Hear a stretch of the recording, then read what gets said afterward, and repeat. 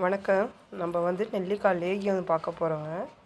அதுக்கு நான் கம்மியான அளவில் தான் செஞ்சுருக்கேன். நெல்லிக்காய் 1/4 கிலோ அளவுக்கு தான் நான் இட்லி பாத்திரத்தில் வச்சு வேக வச்சு எடுத்து வச்சுருக்கேங்க.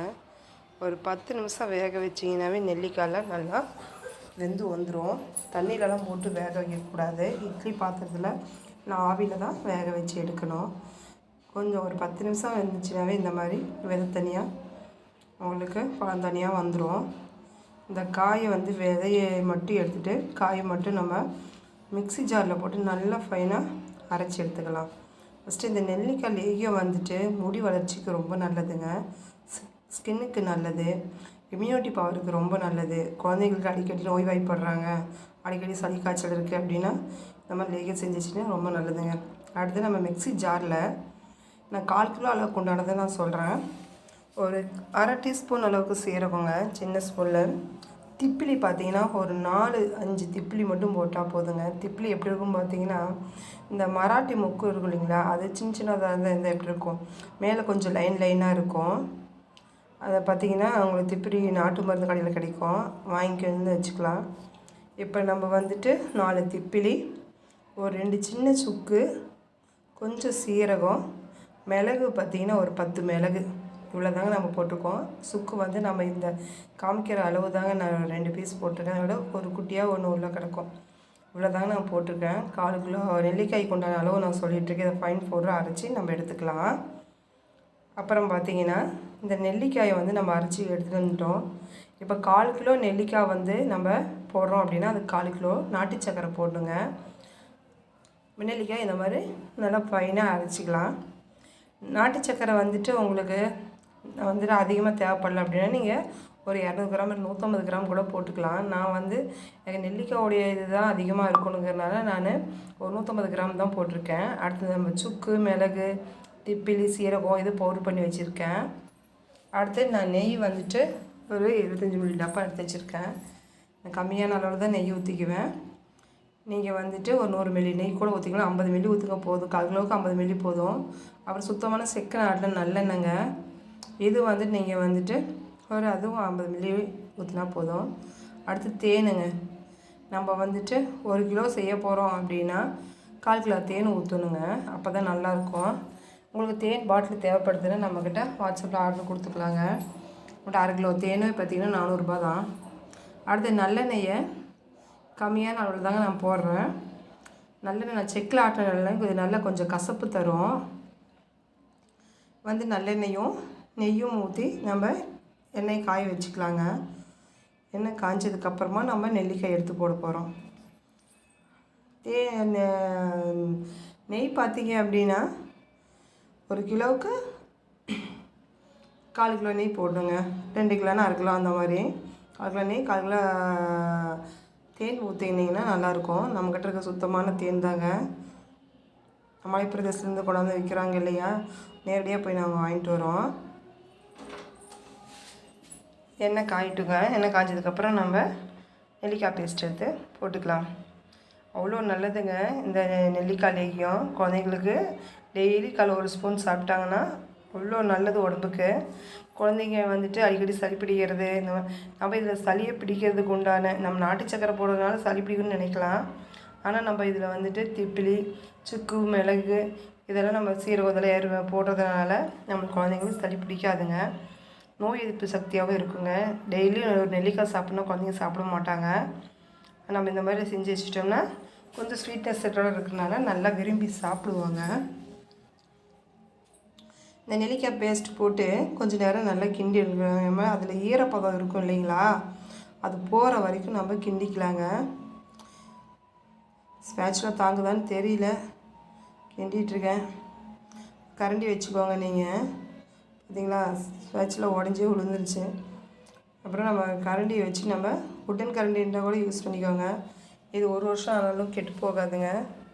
நம்ம அப்பப்போ ஃப்ரெஷ்ஷாக செஞ்சு ஸ்டோர் பண்ணி வச்சுக்கலாம். கண்ணாடி பாட்டிலில் ஸ்டோர் பண்ணி வச்சுக்கிட்டாங்கன்னா ரொம்ப நல்லதுங்க. என்கிட்ட கண்ணாடி பாட்டில் அதனால் நான் பிளாஸ்டிக் டப்பாவில் தான் ஸ்டோர் பண்ணி வச்சுருக்கேன். ஃபஸ்ட்டு நல்லா கிண்டிக்கலாங்க. ஒரு 10 நிமிஷம் வேகட்டும். அந்த தண்ணியெல்லாம் சுண்டி அந்த எண்ணெயும் அந்த நெல்லிக்காயும் நல்லா பைண்டிங் ஆகி வருங்க. அந்த எண்ணெய் இருக்கிறதே தெரியாது. அந்தளவுக்கு ரெண்டுமே மேஷ் ஆகிரும். நல்லா கொஞ்சம் நேரம் வேகட்டும். நெல்லிக்காய் வந்து எப்பயுமே ஸ்கின்னுக்கும் சரி, ஹேருக்கும் சரி, இம்யூனிட்டிக்கும் சரி ரொம்ப நல்லது. குழந்தைங்க வந்துட்டு நெல்லிக்காய் ஜூஸ் கொடுத்தாலும் குடிக்க மாட்டாங்க, நெல்லிக்காய் சாப்பிட்றாலும் சாப்பிட மாட்டாங்க. இந்த மாதிரி ஸ்வீட்னஸோடு இருக்கும்போது ரொம்ப விரும்பி சாப்பிடுவாங்க. இப்போ பார்த்தீங்களா, நம்ம கிளறும் போதே உங்களுக்கு கொஞ்சம் அல்வா பதத்துக்கு வருது தெரியுதா? அப்படியே வந்துட்டு நம்ம கரண்டி விட்டு வலித்து போட்டோம் அப்படின்னா அடியில் ஒட்டாமல் வரணும். அப்படியே அது சுரண்டு வருதுன்னு சொல்லுவீங்களா, அந்த மாதிரி. இப்போ நாட்டு சர்க்கரை போட்டு பரட்டிக்கலாங்க. தண்ணி ஓரளவுக்கு நல்லா சுண்டிருச்சு. நாட்டு சர்க்கரை போட்டு பரட்டி நான் எப்படி சொல்கிறேங்க, 4 கிலோ நெல்லிக்காய் எடுத்தோன்னா 4 கிலோ நாட்டு சர்க்கரை போடணுங்க. நான் வந்து ஸ்வீட்னஸ் கம்மியாக இருந்தால் போதுங்கிறதுனால நான் ஒரு 100-150 கிராம் அளவுக்கு தாங்க போட்டிருக்கேன். நீங்களும் கம்மியாக கூட போட்டு செய்யுங்க. ஏன்னா நெல்லிக்காயோடைய ஹெல்த் பெனிஃபிட்டு உங்களுக்கு ரொம்ப நல்லாயிருக்கும்.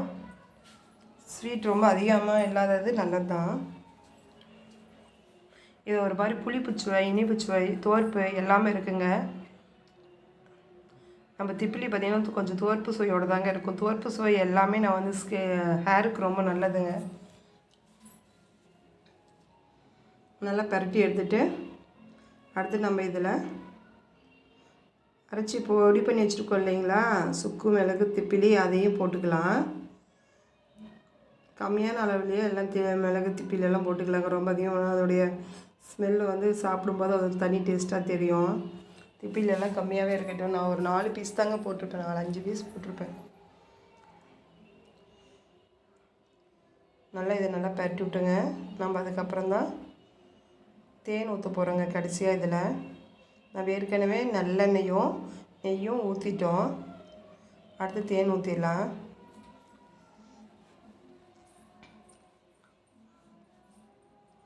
நல்லா ஒரு கொஞ்சம் நேரம் பரட்டி கொடுத்துடலாங்க, அதில் ஈரப்பதம் இல்லாத அளவுக்கு.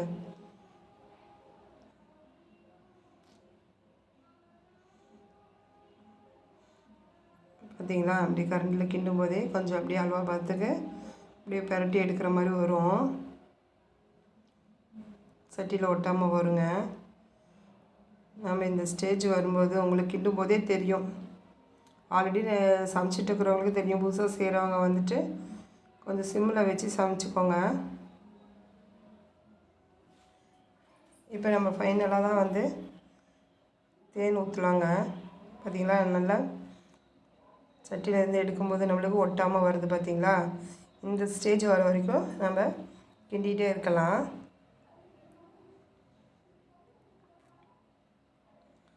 நம்மள உடம்புக்கு அனைத்து சத்துக்களுமே தர விட்டமின் சி இதில் அதிகமாக இருக்கிறனால உடம்புக்கு அவ்வளோ நல்லதுங்க, ஹேருக்கு நல்லது தான். இப்போ பார்த்திங்கன்னா இந்த தேன் வந்து நம்மக்கிட்ட நான் முன்னையே சொல்கிற மாதிரி 1/2 லிட்டர் தேன் 400 ரூபா தாங்க. உங்களுக்கு வேணால் ஆர்டர் கொடுத்து வாங்கிக்கலாம். கொரியர் சார்ஜ் உங்களுக்கு தாங்க வரும். இப்போ பார்த்தீங்கன்னா தேன் ஊற்றி நான் தேனுமே கம்மியாக தான் ஊற்றிருக்கேன். நீங்கள் ஒரு 50 கிராம் ஊற்றுற மாதிரி 50 கிராம் விடவே கம்மியாக தான் ஊற்றிருக்கேன், அதிகமாக ஊற்றலை. நெல்லிக்காயோடைய டேஸ்ட் எனக்கு அதிகமாக வேணும் அப்படிங்கிறனால நான் கொஞ்சம் கம்மி பண்ணிக்கிட்டேன். இந்த டேஸ்ட் அவ்வளோ அருமையாக இருக்குங்க. குழந்தைங்க எங்கள் பசங்க ஃபஸ்ட் டைம் செஞ்சு கொடுக்கும்போதே ரொம்ப விரும்பி வாங்கி சாப்பிட்டாங்க. இதை போய் யாருமா சாப்பிடுவா அப்படி சொல்லிட்டு இருந்தாங்க. செஞ்சு முடித்ததுக்கப்புறம் டேஸ்ட்டு பார்க்கலாம் எடுத்து பார்த்துட்டு அடிக்கடி அம்மா கொடுங்கம்மா, ரொம்ப நல்லாயிருக்கு கொடுங்கம்மாங்கிறாங்க. நெல்லிக்காயை சாப்பிட சொன்னால் சாப்பிடவும் மாட்டாங்க, ஜூஸாகவும் குடிக்கவும் மாட்டாங்க. இப்போ இதை செஞ்சு வச்சோம்னா அடிக்கடி காலியாகிடுதுங்க. உங்களுக்கு இந்த மாதிரி லேகியம் வேணும் அப்படின்னா நம்மக்கிட்ட உங்களால் இதெல்லாம் செய்கிறதுக்கு எங்களுக்கு டைம் இல்லைங்க. இம்யூனிட்டி பவருக்கு அவ்வளோ நல்லதுங்க. குழந்தைங்க வந்துட்டு எக்ஸாம் எழுத போகிறாங்க, 10th +2 எக்ஸாம் எழுதுகிற பசங்க, அதுக்கப்புறம் நோய்வாய்ப்படக்கூடாது, இப்படி அடிக்கடி காய்ச்சல் வரக்கூடாதுன்னு நினைக்கிறவங்க இந்த மாதிரி செஞ்சு வச்சுக்கிட்டு குழந்தைங்களுக்கு கொடுக்கலாங்க. குழந்தைங்க மட்டும் இல்லைங்க, பெரியவங்க வந்து எல்லாருமே சாப்பிட்லாம். உங்களுக்கு வந்து இது தேவை அப்படின்னா நமக்கு மேலே தெரியுற வாட்ஸ்அப் நம்பருக்கு வாட்ஸ்அப் பண்ணுங்கள். நம்ம வந்துட்டு ரெடி அப்பப்போ உடனே ரெடி பண்ணி தாங்க ஃப்ரெஷ்ஷாக கொடுத்துட்ருக்கோம். நான் வந்துட்டு இதெல்லாம் உங்களுக்கு யூடியூப் சேனலில் வீடியோவாக போட்டுட்ருக்கேங்க. உங்களுக்கு இது ரொம்ப பிடிச்சிருந்துச்சி அப்படின்னா எனக்கு சப்ஸ்கிரைப் பண்ணுங்கள். இன்னும் நிறைய விதமான டிஷ்ஷஸ் செஞ்சு போடலாங்க. இதை வந்து ஒரு கண்ணாடி பாட்டில் ஸ்டோர் பண்ணிக்கோங்க. என்கிட்ட கண்ணாடி பாட்டில் இல்லை, அதனால பிளாஸ்டிக் ஜாரில் நான் ஸ்டோர் பண்ணி, இது ஒரு கஸ்டமர் கேட்டாங்க, அது அவங்களுக்காக தான் ரெடி பண்ணியிருக்கிறேன். அப்பப்போ கேட்குறவங்க நான் ஃப்ரெஷ்ஷாக ரெடி பண்ணி கொடுத்துட்ருக்குறேங்க. ரேட் பற்றி தெரியும்னா நீங்கள் வந்து வாட்ஸ்அப் பண்ணுங்கள். நன்றிங்க. தேங்க்யூ. கமெண்ட் பண்ணுங்கள்.